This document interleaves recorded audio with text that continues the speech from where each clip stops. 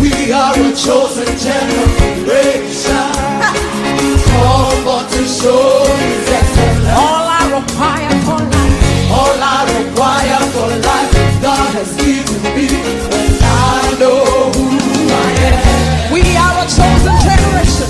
We are a chosen generation, called for to show His excellence. All I require, All I require for life, God has given me. I know who I am. I know who God says I am. What He says I am. The way He says I am. I know who I am. We thank the Lord this hour because of yet again giving us another fine morning. To all our viewers, we also welcome you.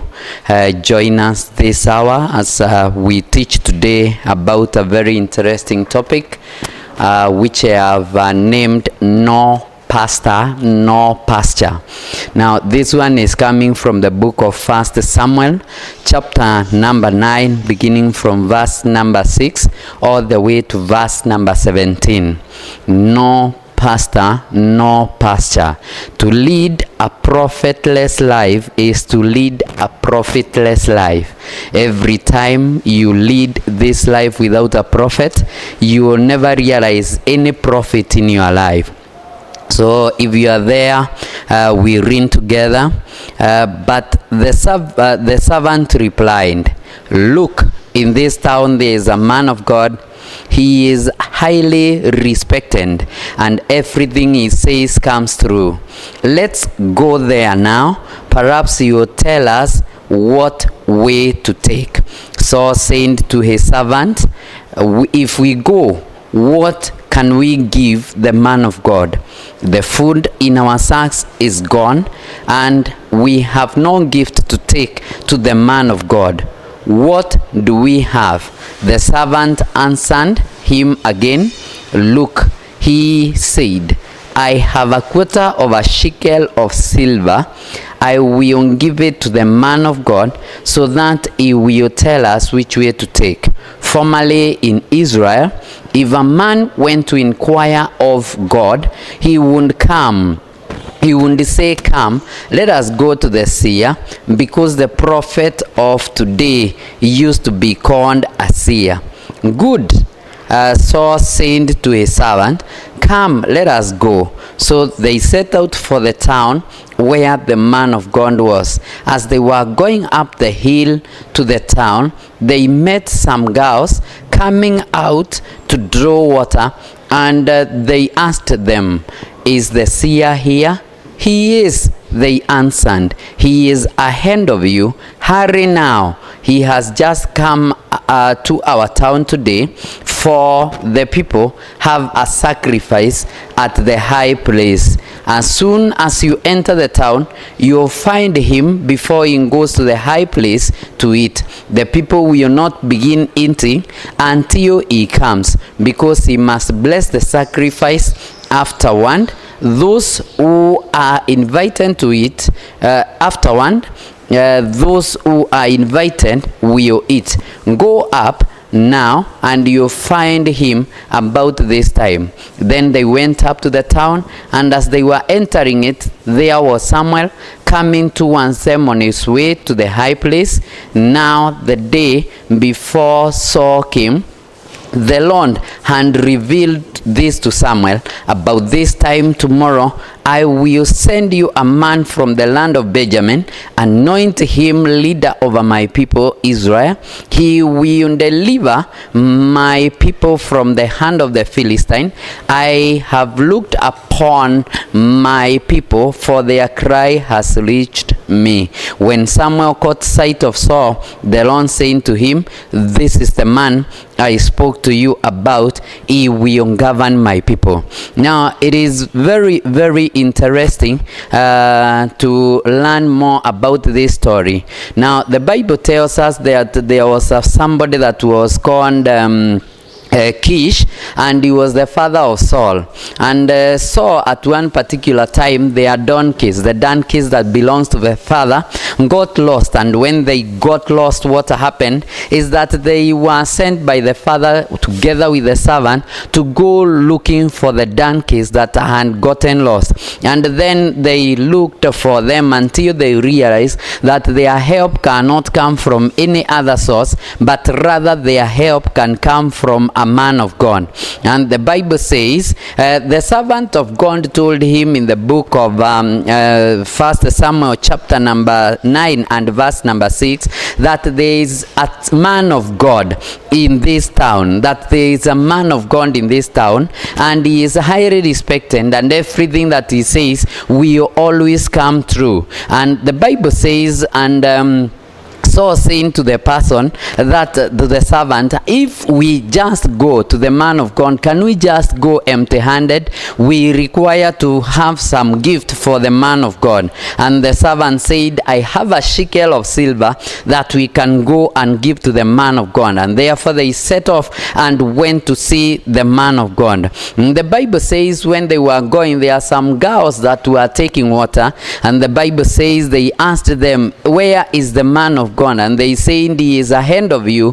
Please, you need to hurry up and get to the town where he is going before he gets into the high place, because today he must sacrifice, he must bless the sacrifice that will be given in the high place. And therefore they followed up and they went up to the place where they found Saul. And Samuel, and the Bible says that and when they approached Samuel, the Bible says the Lord and revealed to Samuel that there will be a certain man who will come. He is from Benjamin, and you are supposed to anoint him because he shall be the leader of my people. And when Samuel saw Saul, the Bible says Samuel was told by God, this is the man that I have appointed to bless my people. Now, what really interests me a lot is verse number 6, what it says, that there is in this town a man of God. I must tell you that in every town there is always a man of God. There is a certain specific man of God in your situation that is supposed to speak about you, to speak to you into your life, that is expected to actually prophesy to your life, a man of God that is meant to actually lead you into the ways of spirituality. There is a specific man of God that God has anointed. Even in this Kenya, we need to have a prophet, and today it is my prayer that God shall raise a prophet in Kenya that shall be prophesying regarding our land, regarding the government, and regarding the many things that surround this nation, because actually this is a blessed nation of the Almighty God. Now, it is very, very important that you realize that in Kenya people don't value the importance of having the men of God in their lives, but I am here to tell you there is always a very great importance of having a man of God in your life. And that is why today I have said that I am going to teach you this word, the word that I am calling no pastor, no pasture. And where you are prophetless, you are profitless, because you require to have a prophet in your life. Now, I am going to teach you 6 importances of having the man of God in your life. Now, the first important is that where there is no prophet, there is no profit. Where there is no prophet, there is no profit. Now, you need to understand that the reason why God gives you men and women of God into your life is so that they may prophesy into your life. You require to profit in this life. And I am here to tell you, you cannot profit except by the word of God. You cannot be in a position to move on and get some profit in life except by the word of God. The Bible says that everything that he says comes true. That is in verse number 6. Look, there is a man of God in this town. He is highly respected, and everything that he says, it comes true. That simply tells me every time you have a prophet, there is always some profiting. There is always some profiting that he gives upon your life. Now, many people begin their businesses without the prophetic word of the man of God. Many people actually go into new works, they endeavor into new ventures without invoking the presence of the man of God. But I am here to tell you that every time you want profiting in your life, you need to have the man of God come into your life, because that is the great desire of us having the men of God. We actually grow and become profitable every time there is a man of God. That every time you keep on suffering losses day in, day out, then there could be no man of God in your life. You see, the Zarephath woman, when invited the man of God in her life, what happened is that the food that was meant to be taken in one meal, it overstayed until the drought was over. There is no loss every time the man of God is in your life. Today I prophesy unto your life that you shall have profiting in everything that you do, because I am your man of God that you are watching this hour, in Jesus' mighty name. Now, the second thing that I want you to know about having the man of God in your life, the second importance, is that when there is no daddy, there is no direction. Every time there is no daddy, there is no dad, there is no direction. Now, the Bible says, perhaps let us go to him, perhaps you will tell us what way to take, in verse number 6 of 1 Samuel chapter number 9. That simply tells me that the man of God is meant to give you direction in your life. You need to actually understand that in this life, direction is more important than speed. Now, if you are taking a speed, you are taking a direction towards north, and you want to arrive at a town in south, and you move with a lot of speed towards north, you will never arrive at south. Reason is because direction is far much important than speed. Now, many people love speed more than they love direction, but I am here to tell you that you require some direction in your life. Now, what happens is that every time you hear the man of God speaking to you, he is speaking the word of God. And the book of Isaiah, it tells us that when we turn to the east, or when we turn to the west, a voice shall speak from behind us, saying that this is the way, walk ye in it. Every time we turn to the right or left, a voice shall actually speak to us and tell us that this is the way and we should walk in it. And that is why it is very, very important that we actually know that God values our direction.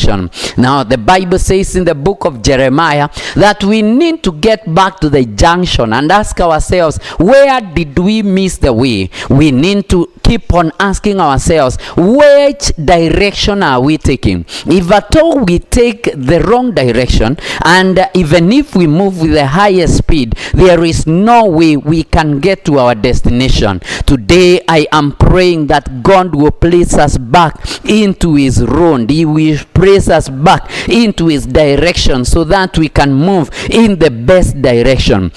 Fathers are meant to give direction. Fathers are meant to give direction. Daddies are for direction. And that is why today you require a pastor. You require somebody that can give you some direction. Never stay in your house every Sunday. Never stay in your house every day and assume that things will work out nicely. It is always good that you get into your church so that you can get direction. direction. I heard some very interesting statistics that many people don't go to church in Kenya, though we are saying we are 80% of the people that are Christians in Kenya. I came to realize that many people in Kenya are not actually going to church. Therefore, no wonder that is why we are lacking a lot of direction in our churches. If you want in our nation, you need to actually know that every time there is no daddy, there is no direction. Number 3, no pastor, no pasture. That is another importance of having a papa in your life. No pastor, no pasture.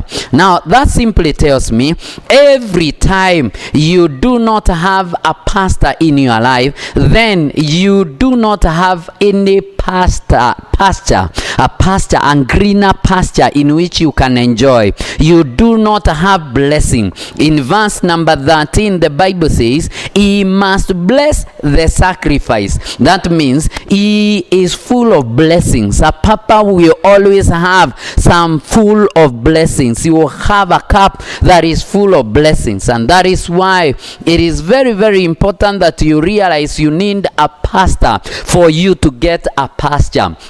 The Bible tells us in Psalm 23 that the Lord is my shepherd, I shall not lack. That means every time you have a shepherd, which in other words is called a pastor, then it simply means that you do not have a lack, because he leads you into greener pastures. And that is why today you require a pastor. You require somebody that can lead you into greener pastures. You can lead you into your blessings, because you need the blessings of the Almighty God. Now you need also to understand that the blessings of the Almighty God, they maketh rich and they had no sorrow, and that is why you require no sorrow in your life every time God blesses you. Today I speak the blessings of the Papa upon your life, so that you can enjoy every blessing. You will not lack in any occasion. You not lack in any way,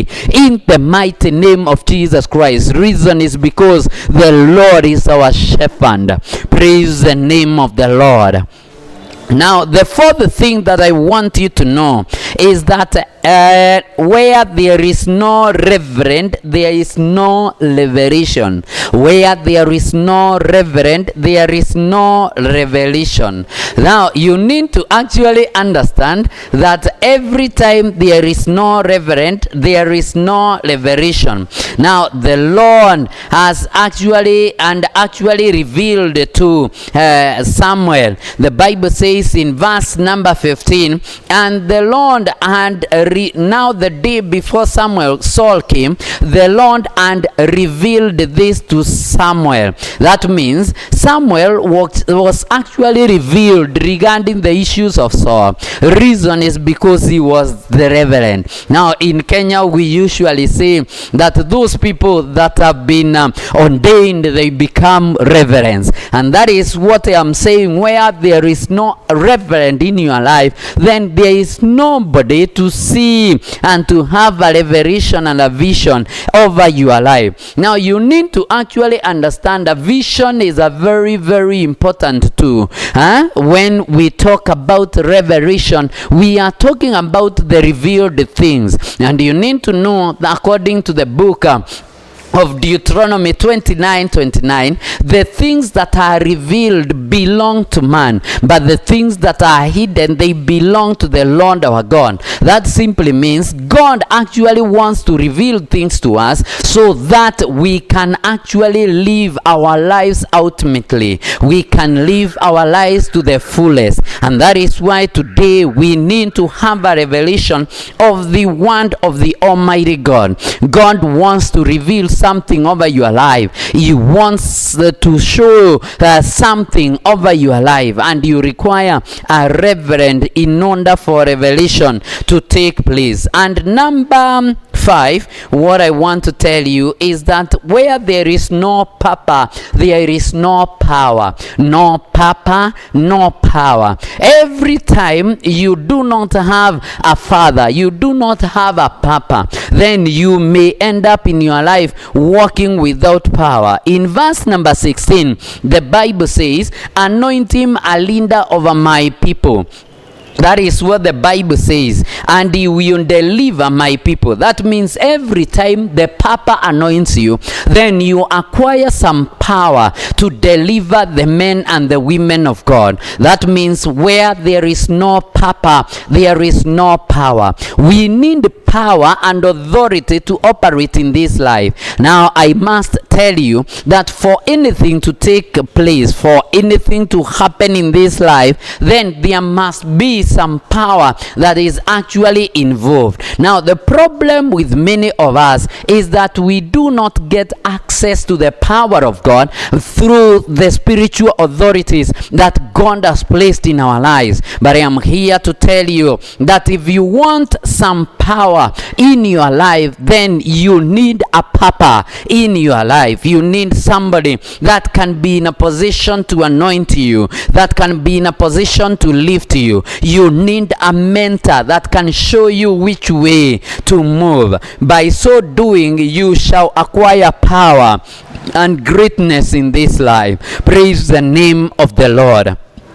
And number 6 is that where there is no seer, there is no sight. Where there is no seer, there is no sight. Now, God gives you an ability, or a papa gives you an ability to be in a position to locate and to see that which you require in this life. In verse number 17, the Bible says, when Samuel caught the sight of Saul, that means Samuel was able to see. That means vision actually comes every time you have a papa in your life. Every time you have somebody that you can look up to, then there is always a vision that comes into your life. Now vision is very, very important. The Bible says write your vision and make it plain. That is what the Bible says in the book of Habakkuk chapter number 2 and verse number 2. Write your vision and make it plain. That simply means a good vision must be a written vision. You need to write your vision and make it plain. Now making it plain simply means you interpret your vision. Now interpreting a vision is the second thing that you should actually do to your vision. You must keep on actually asking yourself, what do I need to do for me to realize my vision? Because an interpreted vision is a good vision. A godly vision is also a good vision. The Bible says, and God said, write your vision. That simply means that the source of any vision must always come from the Almighty God. And that is why we need to have some godly vision. We cannot have a vision to become the best thief in the continent. Now that one is not a good vision. You need a vision that will cause you to move to the highest level. Where you need a vision, you also require a seer. It was Samuel that caught the sight of Saul. It is Samuel that caught the sight. It was not Saul that saw Samuel. It was Samuel that saw Saul. That simply means that every time there is no seer, there is no sight. That is the importance, the 6 importances of having a papa in your life, of having a priest in your life. Now, what do we need to do? What do we need to do to the men and the women of God? Now, in Kenya, many people and many of the believers and Christians that we have in Kenya, they are known actually not to give some things to the men of God. They are known not to actually respect the men of God. They are known not to do something to the men of God for them to realize the prophet's reward that is in the men of God. And therefore, how are we meant to deal with the men of God? That is what I am now teaching in this part B of this series.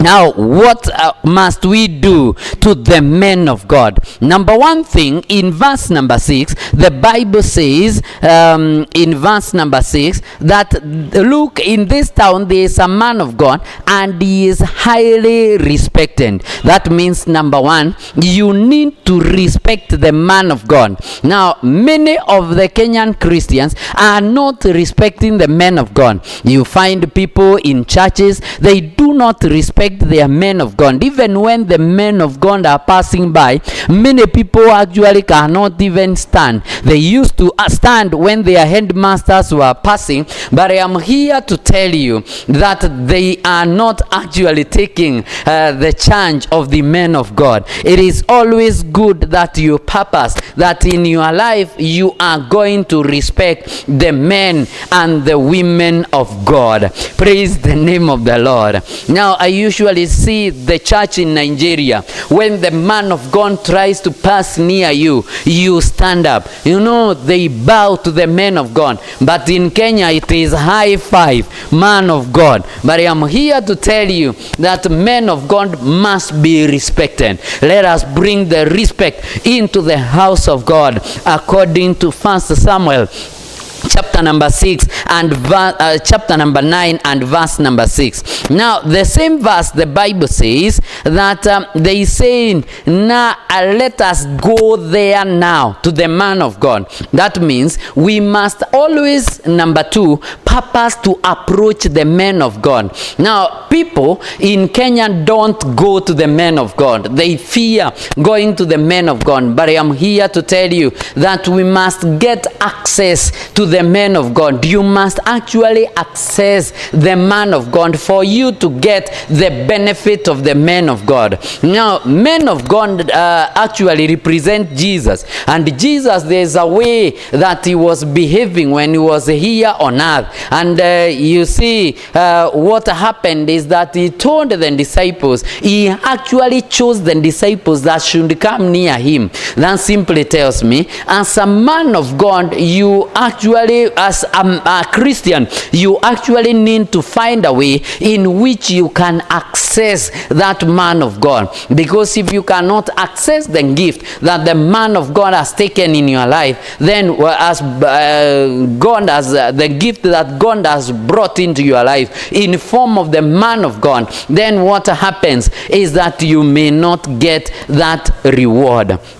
Number 3, in verse number 7, the Bible says, and Saul said to his servant, if we go, what can we give the man of God? That means many people don't approach the men of God with gifts. Many people don't approach the men of God with gifts. You need to learn to give to the man of God, and he must be given first. Now, it all depends with the value that you place in a person for you to give. The gifts that you give are determined by the values that you have regarding the person. That is why you need to actually value and give gifts to the men of God. It is always good to give gifts. The Bible says that a man's gift opens a way for him and he ushers him into the presence of the great, according to Proverbs 18. So you can be sure every time you give to the man of God, you are being ushered into the presence of the King of Kings.